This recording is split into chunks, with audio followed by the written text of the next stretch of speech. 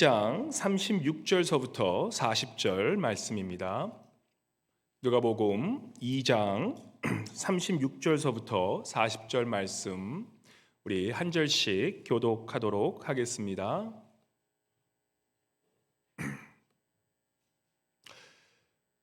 또 아셀지파 바누엘의 딸 안나라 하는 선지자가 있어 나이가 매우 많더라. 그가 결혼한 후 7해 동안 남편과 함께 살다가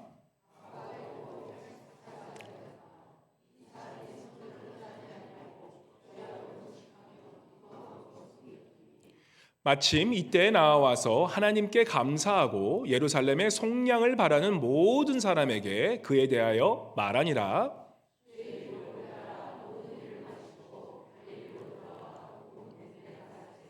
다 함께 아기가 자라며 강하여지고 지혜가 충만하며 하나님의 은혜가 그의 위에 있더라. 아멘.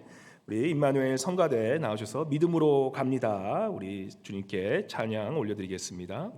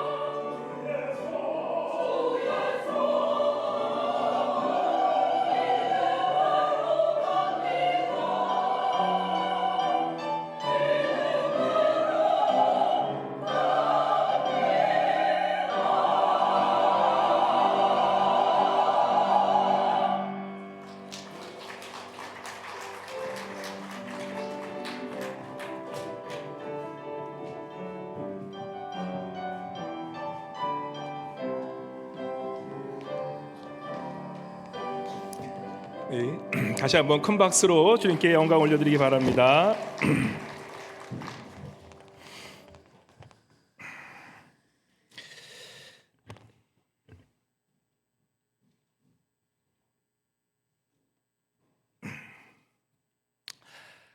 우리 봄이 이제 성큼 다가왔습니다.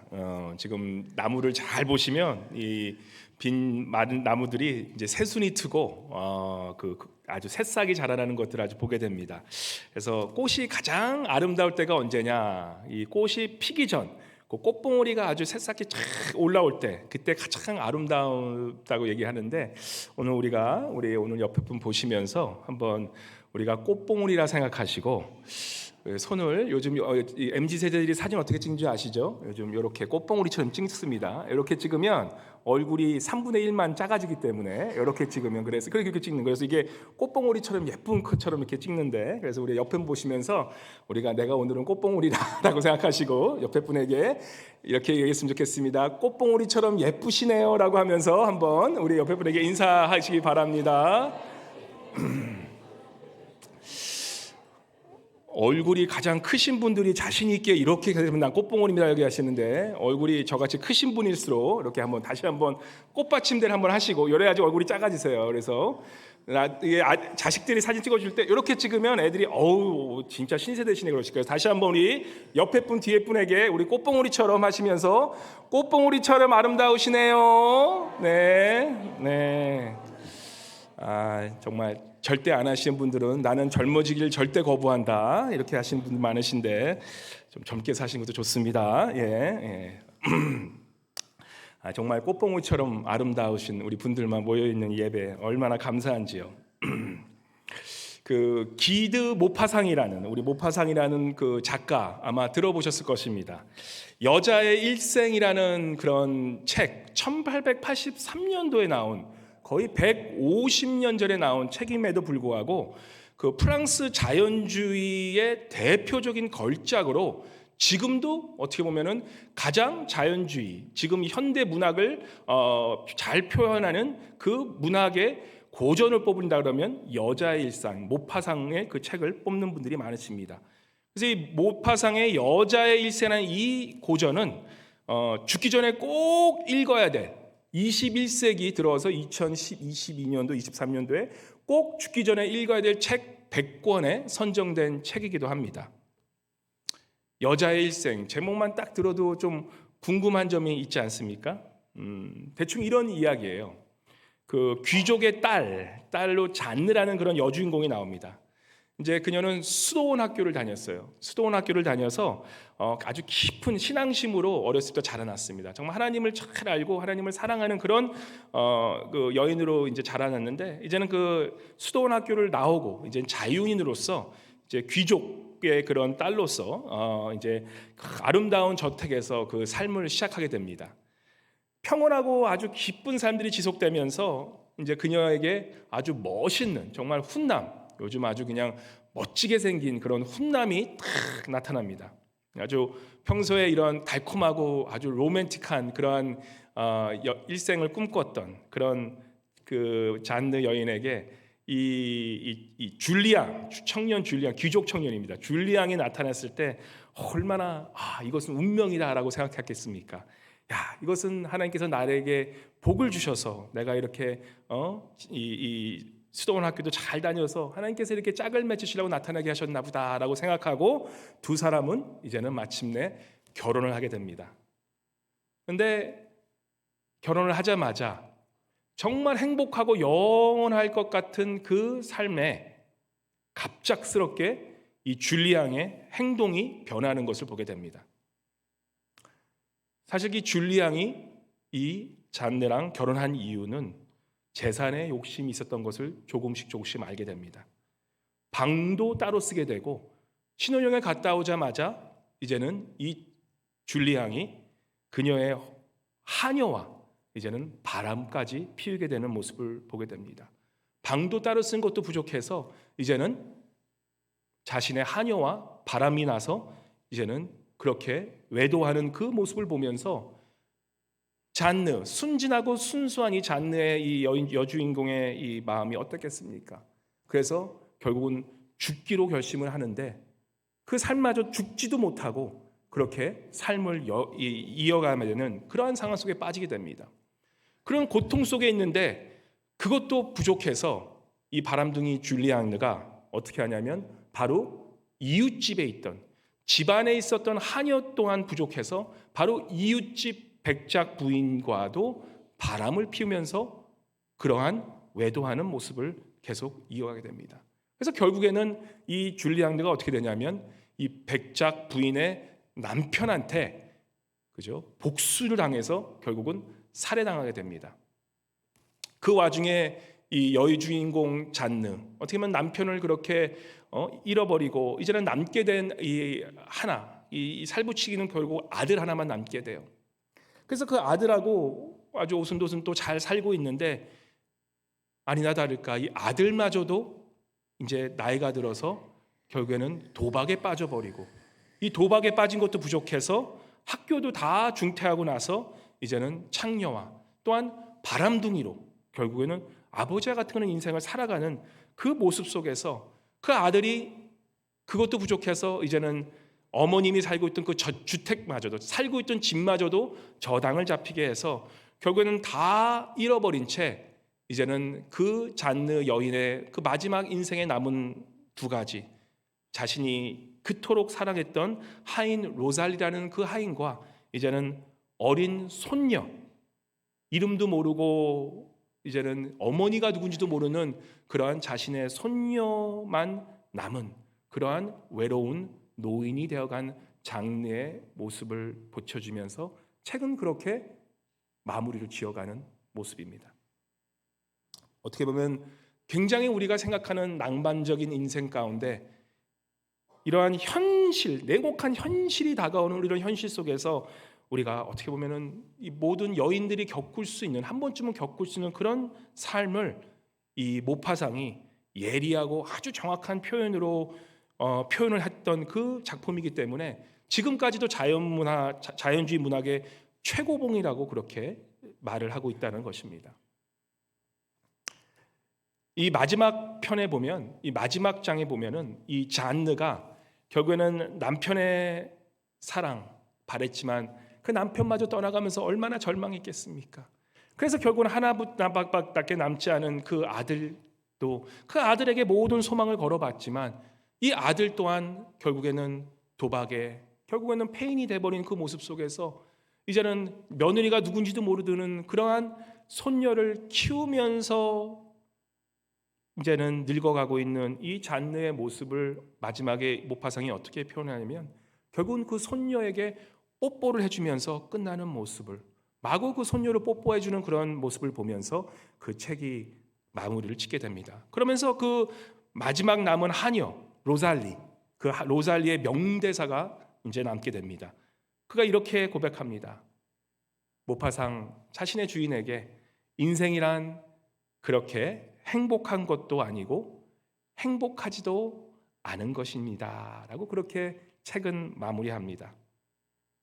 끊임없이 펼쳐지는 인생의 파노라마 가운데서 우리가 참 이거는 내가 정말 못 이길 것 같아 그런 불행 속에 있다가도 어떻게 보면 또 다른 작은 행복이 찾아오고 내가 이것 때문에 죽을 수밖에 없다는 그런 환경 속에서도 또 다른 작은 행복이 다가오는 그런 모습 보면서 남편에게 찾지 못한 그 불행 속에서 이제는 자식에도 찾힌 그 불행 속에서 이제는 손녀를 뽀뽀하면서 끝나는 그 장면을 보면서 어떻게 보면 참 행복은 지극히 주관적이다라는 것을 우리가 현대를 살아가는 지금 이 포스트 모던 시대를 살아가는 우리도 또한 그 말씀에 굉장히 공감할 수밖에 없는 크리스찬이면서도 우리가 절대적인 진리를 믿는 우리임에도 불구하고 결국 행복은 우리가 무엇을 보는가에 따라서 우리가 행복해질 수도 있고 불행해질 수 있다는 것을 깨닫는 그러한 우리가 고전을 보게 됩니다.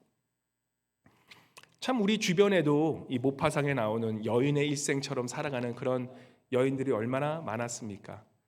우리 제 세대의 어머님들도 그랬지만 우리 성도님들 세대의 어머님들 그죠? 그 당시 일본 그런 이 식민지 생활을 지나고 6.25 전쟁을 지냈던 그런 어머님들을 보면 다 어떻게 보면 이런 모파상에 나오는 그런 여인의 일생처럼 살아온 분들이 얼마나 많습니까? 지금 또 이러한 인생을 살아가고 있는 우리 주변의 분들이 얼마나 많습니까? 말은 못하지만 정말 불행과의 불행만이 계속 넘쳐나는 그러한 삶 속에서 그러한 여인의 일생을 나타내는 그 책. 오늘 우리 성경 본문 말씀에도 이 모파상에 나오는 여인의 일생처럼 그러한 힘든 인생을 산 한 여인이 등장합니다. 오늘 우리 본문 말씀 누가복음 2장 36절 우리 다시 한번 읽어볼까요? 2장 36절 우리 한번 같이 다시 한번 읽어보겠습니다. 시작. 또 아셀 지파 바누엘의 딸 안나라는 선지자가 있어 나이가 매우 많았더라. 그가 결혼한 후 1개월 동안 남편과 함께 살다가 37절 보시면 과부가 되고, 그죠? 이 성경에 나오는 이 짧은 요 3절에 나오는 이 주인공이 누구냐면 바로 딸 안나라고 나옵니다. 근데 안나라고 나올 뿐만 아니라 아셀 지파 바누엘의 딸 안나라고 얘기합니다. 이 안나 선지자에 대한 이 기록은요, 신약 성경 어디 곳에도 나오지 않고 사실 누가복음에만 등장하게 됩니다. 그녀의 이런 계보를 쭉 설명해 주면서 아셀 지파라고 얘기를 해요. 근데 이 아셀 지파는 어떤 지파였냐면 야곱의 8째 아들이었던 우리 그 아셀, 바로 레아의 시녀 실바를 통해 나온 그런 지파였습니다. 그래서 이 아셀의 자손들인 이 아셀 지파는 당시 이제 우리가 이스라엘 민족들이 북왕국 이스라엘이 아수르에 망할 때 거의 다 포로로 잡혀가서 이제는 돌아오지 못한 그 10지파 중에 돌아오지 못한 그런 지파였던 것입니다. 그래서 지금 우리 예수님이 사셨던 이 시대에는 남유대 시대 아닙니까? 이 남유다 시대 때는 그 유다 지파와 베냐민 지파 외에 다른 지파들은 다 뿔뿔이 흩어져서 어딘지도 모르는 그러한 상황 속에 있었는데, 바로 오늘 이 아나를 설명하면서 잊혀져 갔던 저 사마리아 땅에서 저 북녘 바벨론에서 잊혀져 갔던 그 아셀 지파라고 하면서 다시 한번 그 지파를 불러내면서 그 지파의 자손이었던 바로 안나라고 소개한다는 것입니다.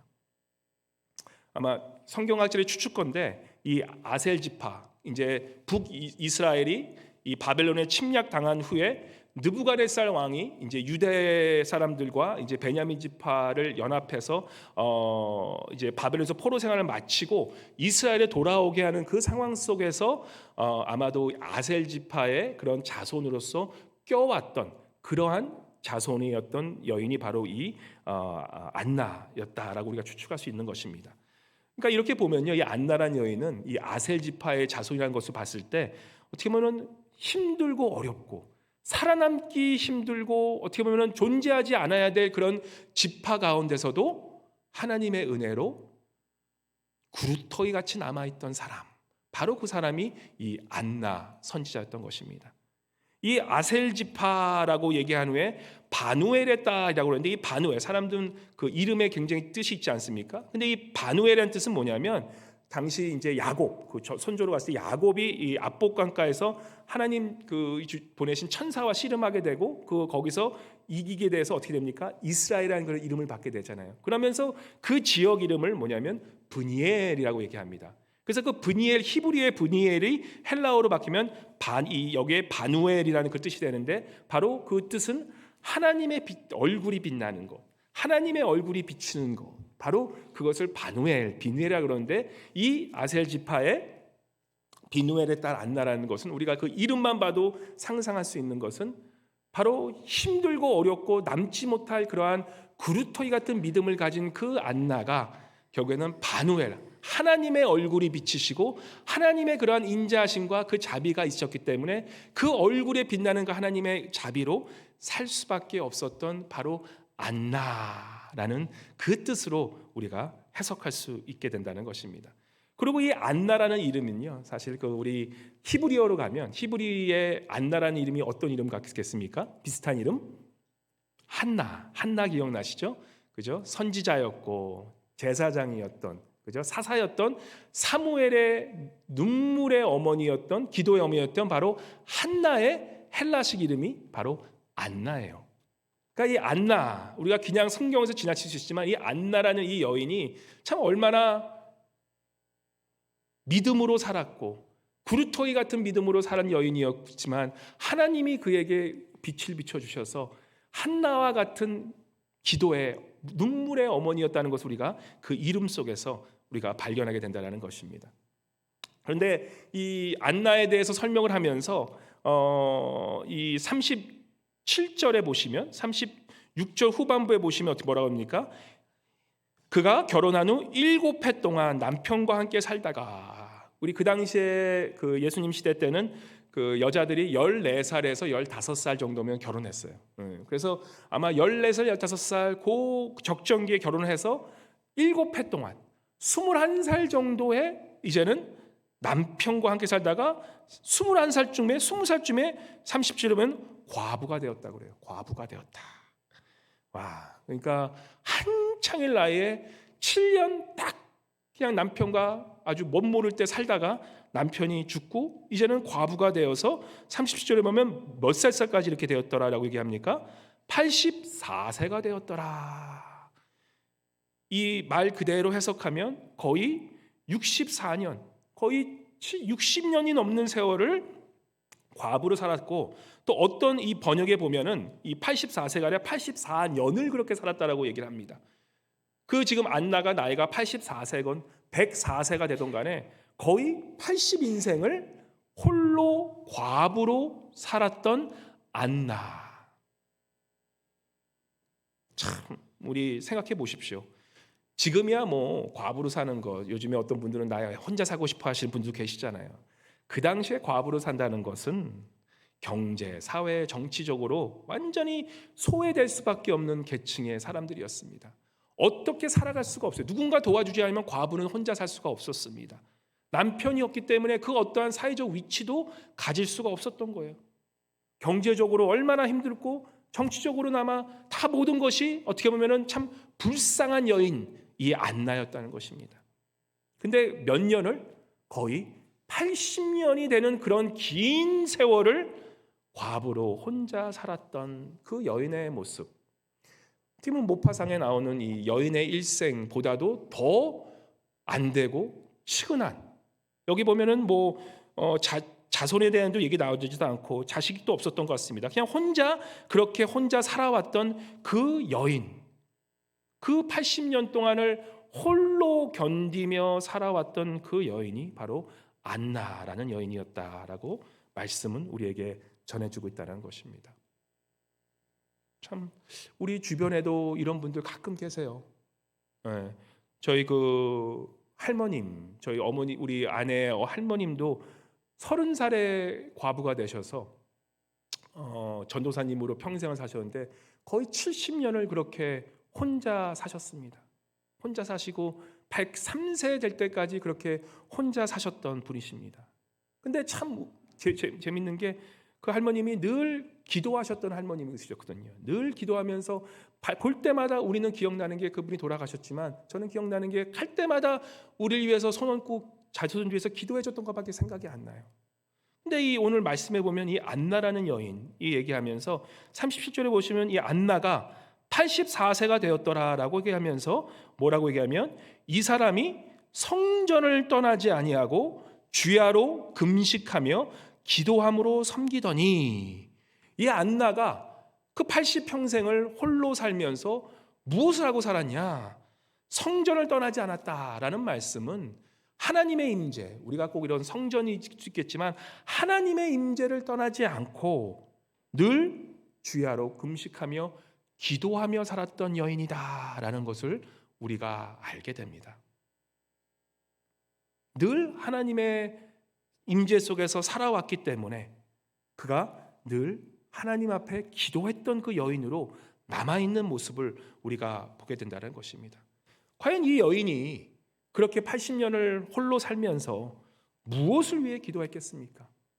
홀로 간절히 기도했다는 거예요. 그리고 그 여인은 선지자였었어요. 분명히 말씀을 알고 있었을 것입니다.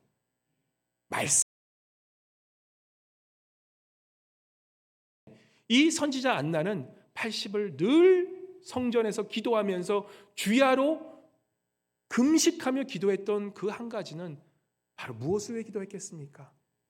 메시아 예수 그리스도를 바라며 기다리며 기도했던 여인임을 우리가 알 수 있게 된다는 것입니다. 80생 홀로 남편 없이 살았지만 바로 하나님은 그러한 여인을 통해서 이 세상에서 가장 소중하고 가장 귀한 메시아의 첫 소식을 바로 이 기도하는 여인, 이 안나에게 밝혀주시는 모습을 오늘 우리 본문에서 보게 된다는 것입니다. 예수의 탄생, 그 메시아의 탄생을 하나님은요, 그 당시에 높았던 사람들, 잘 살았던 사람들, 남편 복이 있어서 잘 살았던 사람들, 아내 복이 있어서 잘 살았던 사람들, 부자였던 사람들, 지위가 높았던 사람들, 내가 좀 잘 나간다 했던 사람들에게 그 소식을 전해주지 않습니다. 홀로 비천하게 살았던 바로 이 하나님만을 바라고 예수 그리스도만을 바랐던 안나에게 가장 귀하고 귀한 인류 역사상 가장 그 귀했던 소식을 바로 안나 선지자, 80평생을 남편 없이 살았던 그 여인을 통해서 바로 이 말씀을 전해주십니다. 시편 40편 1절에 보면 이런 말씀이 나옵니다. 내가 여호와를 기다리고 기다렸더니 귀를 기울이사 나의 부르짖음을 들으셨도다. 내가 여호와를 기다리고 기다렸더니 귀를 기울이사 나의 부르짖음을 들으셨도다. 우리 하나님은 그런 하나님이십니다.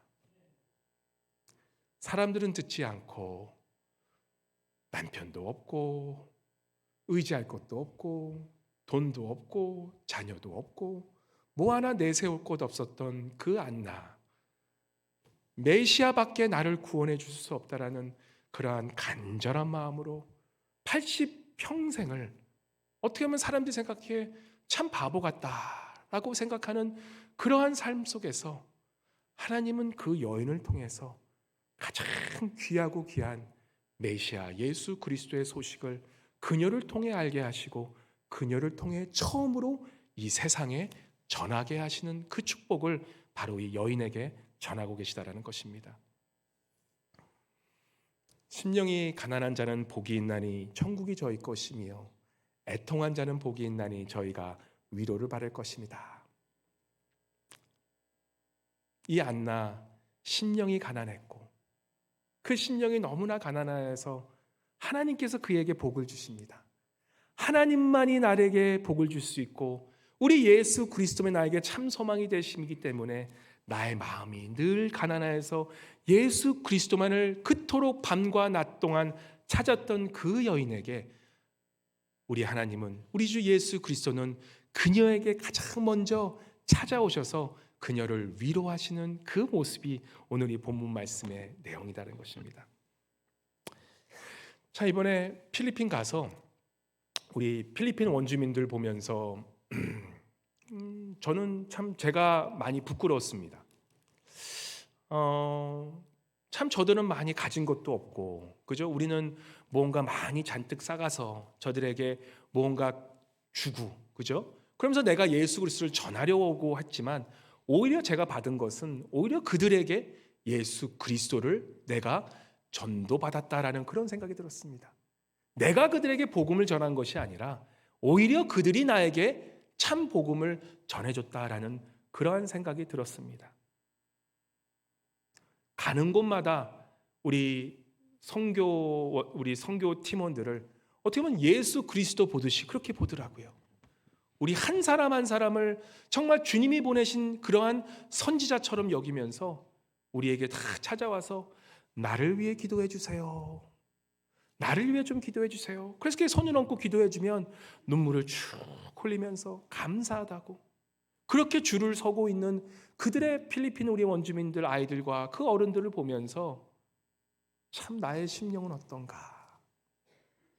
우리가 비록 약을 가져가고 쌀을 가져가고 떡을 가져갔지만 과연 나의 심령은 저들처럼 가진 것은 없고 아무것도 가진 것이 없음에도 불구하고 저들의 심령처럼 메시아 예수 그리스도를 간절히 바라고 있는가라는 그것을 질문했을 때 저는 솔직히 자신 있게 말할 수가 없더라고요. 누가 참 부자인지, 누가 참 구제받아야 될 사람들인지, 오늘 이 안나의 모습 속에서 세상의 기준으로 보면 참 우리가 이렇게 읽을 수 있어요. 이 구절을. 아이고 하나님을 믿는데 참 복도 없어라. 아이고 무지리 복도 없어라. 아이고 남편 잃어가지고 80년 동안 혼자 살았네. 아이고 얼마나 불쌍하게 재산도 없이 얼마나 가난하게 살았겠냐. 아이고 자녀도 없이 80년생을 어떻게 이렇게 살았겠냐. 사람들이 딱 이 사람을 보면서 얼마나 불쌍하게 살았냐라고 그렇게 지나갈 수 있는 그 말씀이지만, 사실 이 안나, 세상에 보기에는 아무것도 없고 세상에 보기에는 너무나 불쌍한 그런 여인처럼 보이지만, 하나님의 눈에는 이 안나, 남편 복도 지릴이 없고 자식 복도 없고 재물의 복도 없고 어떻게 보면 자신의 직업의 복도 없는 이러한 명예, 권력의 이런 복도 없었지만, 세상이 보기에는 저주받은 그런 여인처럼 보였지만 하나님이 보시기에는 이처럼 훌륭하고 이처럼 복된 여인이 없었다라는 사실입니다. 하나님이 보기에는 이 안나처럼 심령이 가난하여서 하나님만을 찾는 그 여인을 보면서 하나님은 이 여인을 너무나 귀하게 생각하고 이 여인을 너무나 소중하게 생각한 나머지 바로 그 위대한 예수 그리스도에 대한 그 뉴스를 바로 이 한나에게 가장 처음 전해주는 그 모습 속에서 여러분과 저의 한번 삶을 한번 돌아보시기 바랍니다. 지금 여러분을 행복하게 하는 것이 무엇입니까? 지금 나는 내가 남편 만나서 내가 행복해. 내가 참 아내 잘 만나서 행복해. 내 자녀들이 잘 돼서 행복해. 내가 이게 여태까지 이렇게 해서 돈도 많아서 행복해. 미안한 말씀이지만 그러한 세상에서 주는 그런 복들은 그저 바람이 슉 불고 나면 다 날아서 없어져 버릴 것들 우리가 알고 있지 않습니까? 평생 누리고 살 것 같지만 때가 되면 다 없어져 마는 그런 세상의 복들입니다. 이제는 추운 겨울이 오면 꽁꽁 얼어져서 내가 받은 복들이 다 사라져가는 것들을 우리는 알게 됩니다. 안나, 이 여인, 어떻게 보면은 아무것도 가진 것이 없어 보이는 이 여인이지만 모든 것이 사라져도 영원히 남으실 그 예수 그리스도를 바랐고 마음으로 품고 평생을 살아온 그 여인이었기 때문에, 그리고 우리를 절대로 실망시키지 않는 그 여호와 하나님, 바로 예수 그리스도를 붙잡았던 그 여인이기에 이 안나는 그토록 행복한 삶을 살 수 있었던 것을 우리가 보게 된다는 것입니다. 그 여인이 이렇게 고백을 해요. 38절에 이런 고백을 합니다. 38절 우리 한번 보여주면 같이 한번 읽어볼까요? 그렇게 평생을 힘들게 살았던 그 여인이 이렇게 고백합니다. 한번 같이 읽어볼까요? 시작. 마침 이때에 나와서 하나님께 감사하고 예루살렘의 속량을 바라는 모든 사람에게 그에 대하여 말하니라. 마침 이때에 구원자가 나타나고 예수 그리스도가 태어난 바로 이때에 그녀가 80평생을 남편도 없이 살아오고 자식도 없이 살아오고 재물도 없이 살아오고 명예도 없이 살아오고 사람들에게 손가락질 바르며 살아왔을 때라도 바로 그때가 아니니까 그녀가 어떻게 합니까? 하나님께 감사하면서 그녀가 예루살렘의 속량을 바라는 그 모든 사람에게 바로 예수 그리스도에서 말하며 행복해야 하는 그 안나 여정도의 모습을 보면서 오늘 말씀은 우리에게 질문하는 것입니다. 우리 사랑하는 성도님들, 이 안나의 모습 속에서 이분이 행복한 여인으로 생각되십니까? 아멘? 아무도 아멘 안 하시네요. 이 여인 아무것도 갖고 있지 않지만 모든 것을 갖고 있었던 이 안나이기에 그토록 행복했던 여인이다 라고 우리가 믿음으로 선포할 수 있어야 되는 것입니다.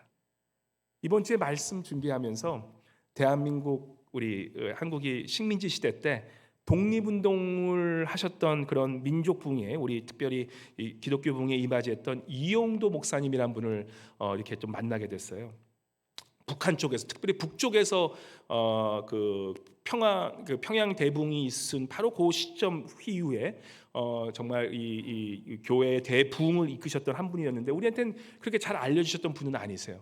근데 그 당시에 이제 부흥사로서 열심히 섬기시고 그렇게 이제 이 한국 그런 기독교에 임하시다가 굉장히 일찍 돌아가셨던 분인데 이용도 목사님이 다음에 아마 다다음 주나 아마 3주쯤에 기도에 대해 말씀하면서 이용도 목사님이 어떻게 기도했을지 제가 말씀을 드릴 텐데 그 이용도 목사님을 도왔던 어떻게 보면 그분의 오른손이 되어줬던 한 분이 있는데 그 여인이 누구냐면 케이트 쿠퍼, 셀리 케이트 쿠퍼라는 우리가 흔히 듣지 못하고 잘 알지 못하는 그러한 선교사님, 미국에서 가신 미소리에 가신 선교사님을 발견하게 되었습니다.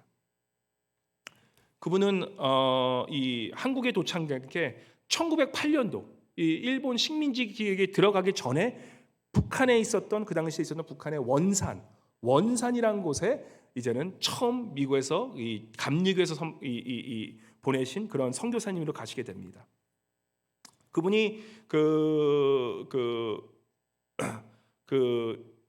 대부분 그 당시에 뭐 젊은 여성들이 가지고 싶었던 그런 가정 이런 것들 다 포기하시고 이제는 결혼도 하지 않으신 채 이 웨슬리안 칼리지에서 이제 공부하시고 이제는 그 샌프란시스코에서 이제 북한 원산으로 이제는 선교사로서 떠나시게 됩니다. 그래서 1920년도서부터 거의 한 60년도까지 거의 한 50년도를 1908년서부터 지금 1960년대 은퇴하시기 바로 직전까지 50년을 한국의 그 선교를 위해서 부흥을 위해서 그렇게 선교하셨는데 많은 그 당시에 선교했던 그런 선교사님의 자료를 봤을 때 어떻게 셀리 이 쿠퍼 이 선교사님을 칭하냐면 많은 한국에 왔던 선교사들 중에 가장 예수 그리스도를 닮은 선교사였다라고 칭함을 받는 선교사님이 바로 셀리 케이트 쿠퍼라는 선교사님이셨습니다.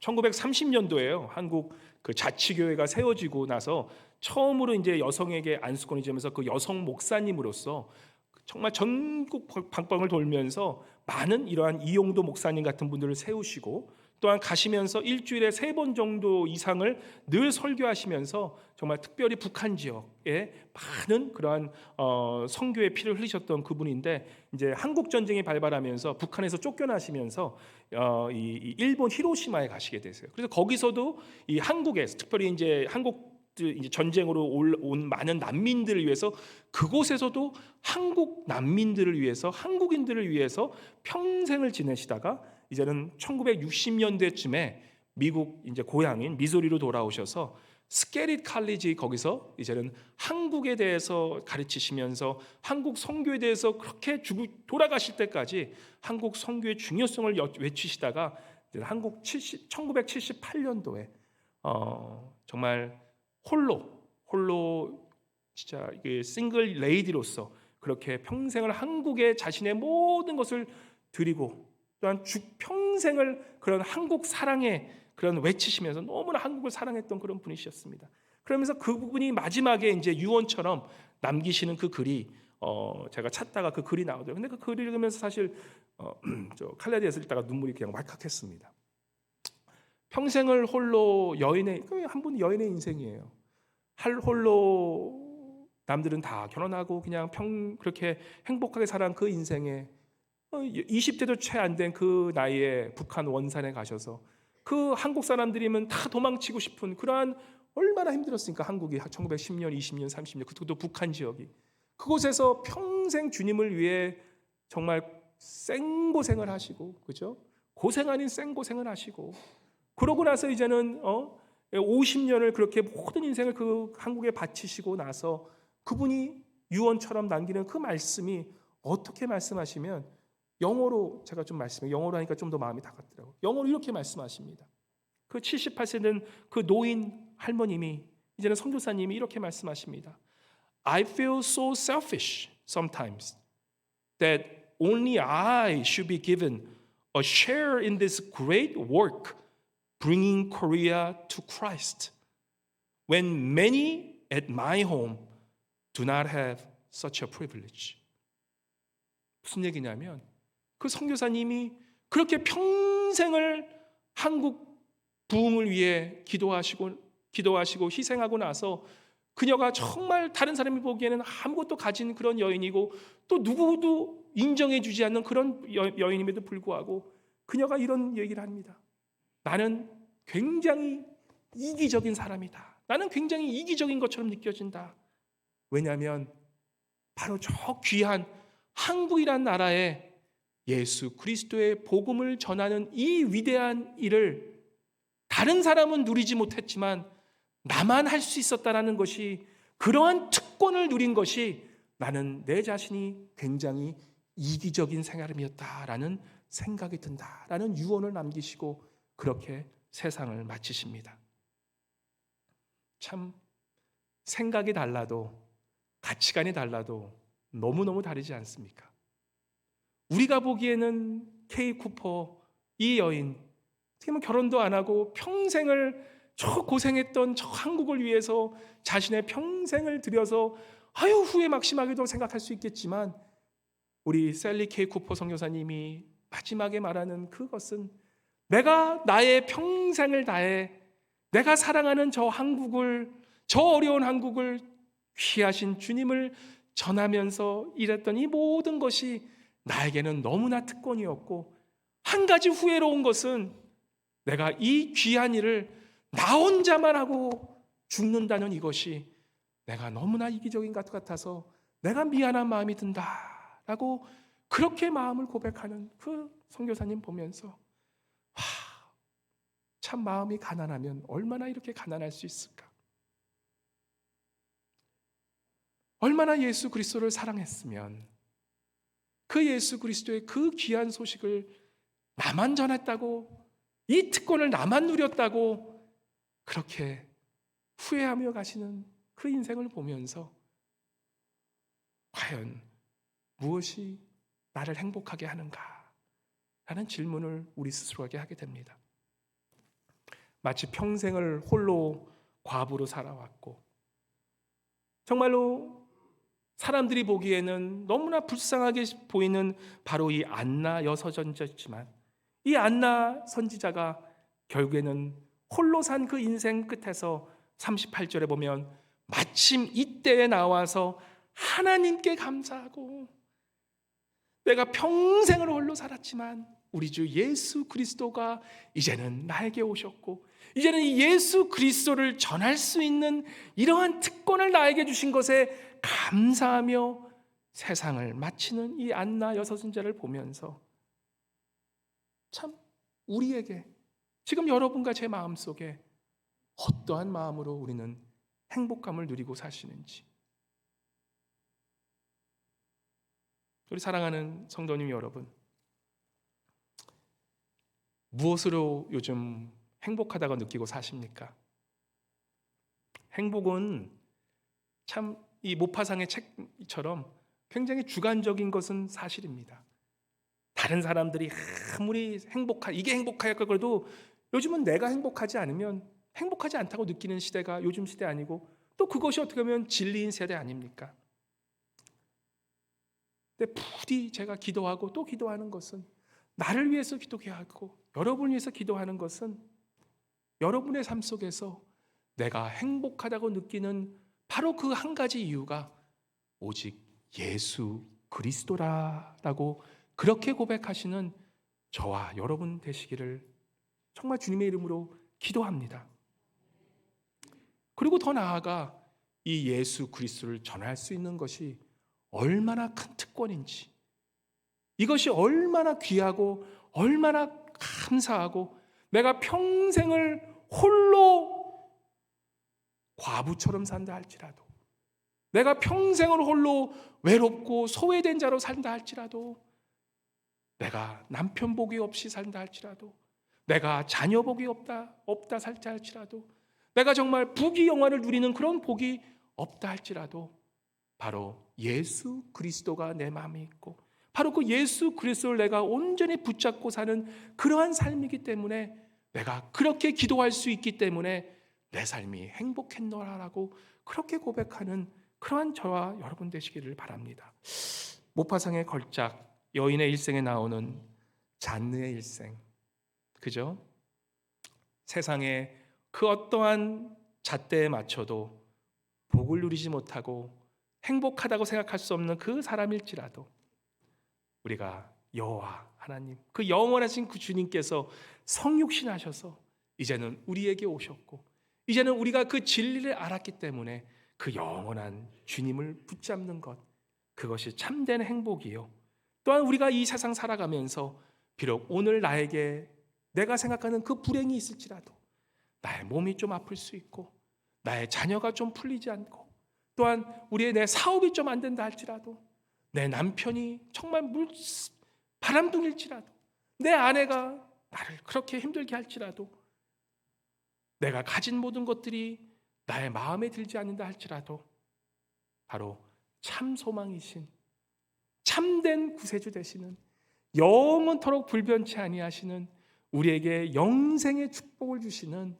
우리에게 영원한 행복을 주시는, 그 어떤 상황에서도 우리를 실망치 아니하시는 그 예수 그리스도가 나의 삶의 구원자시요, 바로 그 예수 그리스도는 나를 떠나지 아니하기 때문에 그 예수 그리스도를 평생 붙잡고 밤낮으로 기도하시며, 정말 예수 그리스도가 오신 그 소식을 이웃에게 전하고, 그 소식을 정말 내 사랑하는 사람에게 전하는 것이 나의 큰 특권이요, 이것이 나의 가장 큰 기쁨이라고 생각하고, 또한 그것을 믿고 사시는 우리 사랑하는 알라스카 동양선교회 모든 성도님들 되시기를, 또한 그러한 특권을 누리시고 사시는 우리 성도님 되시기를 주님의 이름으로 간절히 축원합니다. 사랑해 주님 감사합니다. 우리가 무엇 때문에 행복할 수 있겠습니까? 이 안나 여선지자를 보면서 그녀가 80평생을 정말 아무것도 가진 것 없이, 정말 세상 사람들은 손가락질하며 저주받은 사람이라고 생각할 수 있는 그러한 여자의 일생을 살았음에도 불구하고, 그 여인은 하나님께 감사하였고, 하나님 앞에서 그 메시아를 가장 먼저 그 메시아를 나누었던, 전도하였던, 복음을 전하였던 그 여인의 얼굴은, 하나님께서 그 얼굴을 비춰주사 그 여인이 그 누구보다도 행복했던 그 안나 여선지자의 얼굴을 우리의 불행을 바라보는 것이 아니라, 우리가 가지지 못한 것을 불행으로 여기며 살아가는 것이 아니라, 오늘도 그 하나님의 얼굴이 내 삶을 비춰주므로 나의 영혼이 그 주님을 바라고, 하나님의 얼굴을 바라고, 영원히 나에게 영생을 주시는 그 여호와 예수 그리스도를 바람으로 말미암아 우리의 삶 속에 영원히 행복함을 고백하고 나아가는 우리 모두 될 수 있도록 이 시간 성령님 우리의 마음을 주관하여 주시고, 우리의 마음을 가난케 하여 주시고, 우리의 심령을 더욱더 가난하게 하여 주셔서 보이는 것이 아니라 보이지 않는 우리 예수 그리스도로 말미암아 오늘도 예수 그리스도 한 분이면 나는 행복합니다라고 고백하며 나아가는 우리 알라스카 동양선교회 사랑하는 모든 식구들 될 수 있도록 이 시간 우리의 마음속에 좌정하여 주시옵소서. 감사드리며 우리를 위하여 구원하시고, 우리를 위하여 영생을 주시고, 우리에게 영생의 행복을 주시는 귀하신 예수 그리스도 이름으로 간절히 기도드리옵나이다. 아멘.